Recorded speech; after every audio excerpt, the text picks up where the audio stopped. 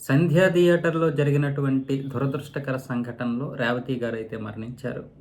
ఆమె భర్త భాస్కర్‌రావు గారినైతే నిన్న కిమ్స్ ఆసుపత్రిలో దిల్‌రాజు అయితే కలవడం జరిగింది. ఎందుకంటే శ్రీతేజ్ ఇంకా కిమ్స్ ఆసుపత్రిలోనే ఉన్నారు. ఇంకా అబ్బాయికైతే ట్రీట్మెంట్ జరుగుతుంది.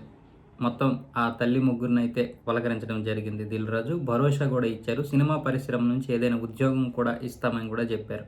అలాగే శ్రీతేజ్‌కి మొత్తం వైద్య ఖర్చులన్నీ ప్రభుత్వమే భరిస్తుందని కూడా చెప్పడం జరిగింది.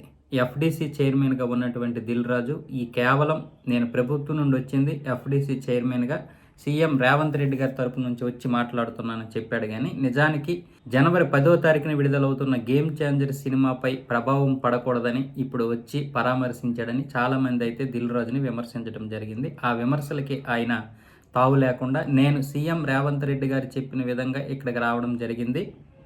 భవిష్యత్తులో సినిమా పరిశ్రమ మంచి అభివృద్ధి చెందుతుంది. ఈ ఒక్క సంవత్సరంలోనే రేవంత్ రెడ్డి గారు సినిమా పరిశ్రమకి చాలా మేలు చేశారు. గత 10 సంవత్సరాలుగా అంటే 2014 నుంచి 2023 వరకు కూడా మాకు జరిగింది ఏమీ లేదు. ఈ ఒక్క సంవత్సరంలోనే కొంతవరకు మేలు జరిగిందని బీఆర్ఎస్ పార్టీని కూడా విమర్శించడం జరిగింది దిల్‌రాజు.